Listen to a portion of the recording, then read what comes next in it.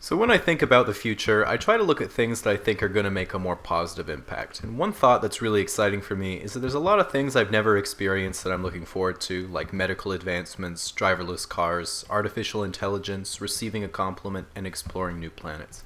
It can be really hard to predict exactly when this stuff's going to come about, and a lot of people get a little ahead of themselves in their projections, which is why I've come up with this technique. Check when Elon Musk says it'll happen on Twitter, and it's not that.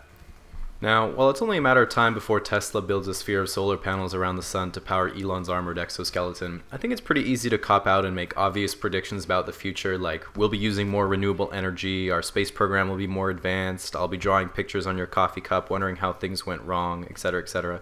So let's take a look at some more specific predictions that might be coming in the near future. One of the most hyped technologies are autonomous vehicles, and I do think it's reasonable that within 10 years, driverless cars, much like Google Fiber, will be fully implemented and publicly available. But not where you live.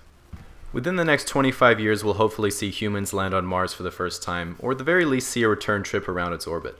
I'm excited because if those astronauts watch a Casually Explained video before they leave, the next one might almost be out when they get home. So in the next 50 years, we'll likely see some big changes in consumer electronics. It's really hard to predict that kind of stuff specifically though, because we don't know what breakthroughs are going to be real game changers and what big tech companies even have on their agendas. But I didn't want to be lame, so here are a few of my own predictions.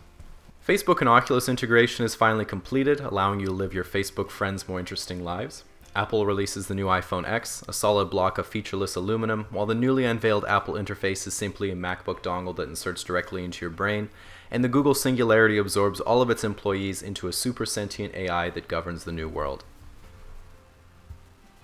So in 100 years, our whole world will likely look a lot different. This isn't just because of the new stuff that'll be around, there's also all the stuff that probably won't be around, like landlines, network TV, and Antarctica. Renewables will be our primary source of energy because everything else will be gone, but that's okay because we'll probably have a bustling colony on Mars that you can go and join at any time, if you had more money. Then in 500, 1,000 years, no one really knows. Just think if you told your average person in the 11th century that just 1,000 years from now you could put hundreds of people inside a giant metal bird and fly them around the Earth. They'd be standing there thinking, you mean a cross. So in 1,000 years from now we could be anywhere doing anything, exploring intergalactic space, living inside a simulation, or maybe it won't look a lot different from today. All things considered, I'm really optimistic about the future, and really the only downside to all these wonderful things is that I'll be dead.